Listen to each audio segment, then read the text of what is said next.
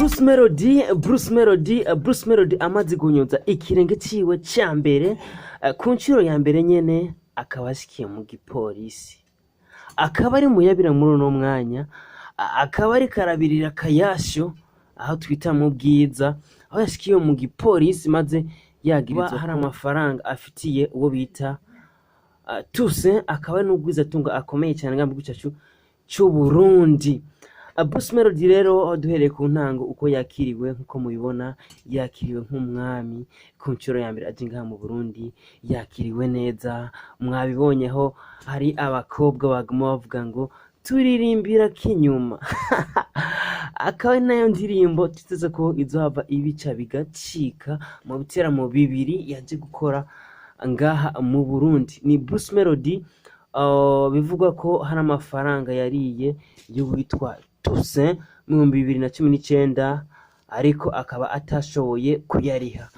Uyu musi rero niho uwo mugabo yavuye agira ati ko Bruce Melody aramutse aza kuyincuro ya mbere reka nanje ushobore guprofitiraho. Abamenyesha makuru tukaba tumwiteze ko ahava dushikira muri Zion Beach, ariko amaze gufata imodoka aho kwerekeza kuri Zion Beach haciye haza imodoka y'igipolisi maze batera bamukatishiriza kuri mu gipolisi aho bita mu bwiza. Rero mu gihe uwo muririmbyi yarahejeje gushika i Bujumbura, hari umugwizatunga yitwa Toussaint asanzwe afise n'ubunywero bukomeye cyane aho bita mu Kamenge, ubunywero bwitwa Gela Plaza. Ubu nawe akaba yashobora guca amufatisha muri ako kanya. Imvu twaba twabwiye ko ari yuko yari afise amafaranga yamuriye mu 2019 akaba atari bwayarihe. Ubu rero Bruce Melody tuvugana akaba ari mu gisirikare, akaba ari nako mu gipolisi aho twita mu bwiza.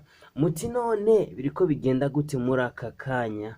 Ni kuri Bishop TV turabashikiriza, ndabutse ko kumwe nanje Shashi Romantique, l'homme spécial de création n'ayandi mazina menshi. Uti none bimeze gute? Umugwizatunga rero Toussaint ariko avuga ko ayo mahera yari yamuhaye mu mwaka uheze. Rero Bruce Melody ntiyashoboye kubonekana, yaciye asiba mu gihe yagomba ari ayo mafaranga. Bruce Melody nawe rero amaze kubazwa ariko avyishuramwo gute, ariko avyifatamwo gute?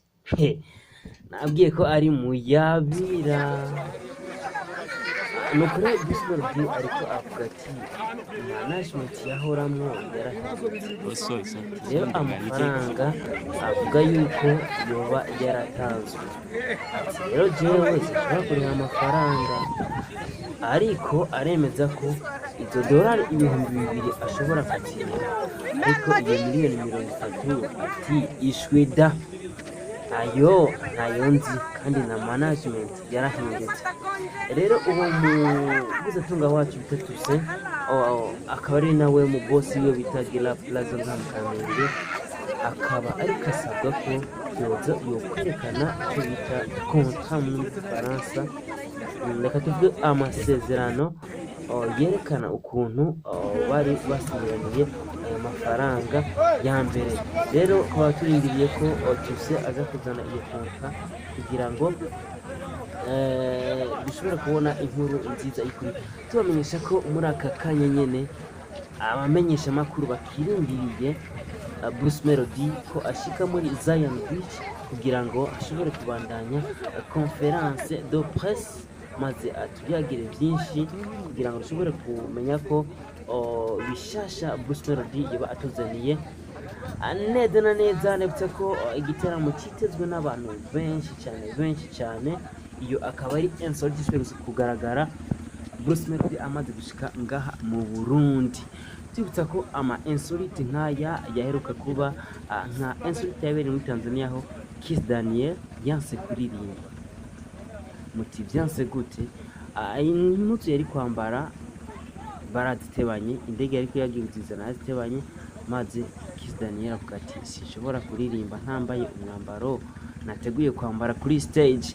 Aho ni mu gihe bemeye kumugura izindi mpuzu, ariko arabirahira ica birangira atawe muri yompi. muti none Bruce Melody bica biza guherera hehe? Reka ndabasaba mugire subscribe kugira ngo muze kubona inkuru nyinshi ziko ziraca kuri ku mbuga ngurukanabumenyi ziko ziravugwa cyane ngaha mu gihugu cy'u Burundi, maze mushobore kuba abambere baronka amakuru meza, inkuru zihinyanyuye biciye kuri Bruce Melody. Mukaba kumwe nanje Session Romantique, the special application of +257, the one and only around the world as known as umwagazi w'Imana. Mugumane nacu kuri Bishop TV. Landry imodoka Bruce Melody agiriyemwo ntabwo bayihanaguye, imodoka nziza ariko ntabwo ihanaguye. Ntumwegere ati nayo nabonye ntigagiye muya Je nayibonye amara yagoba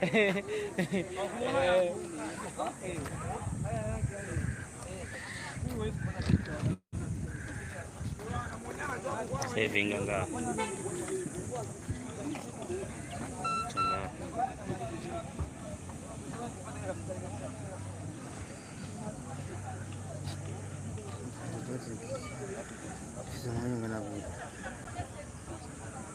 ini kaya saya saving eh Saya mau begini ini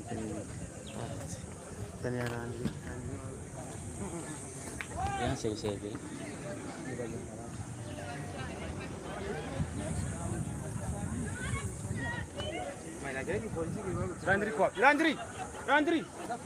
Landry kwani kuonyesha oya hapa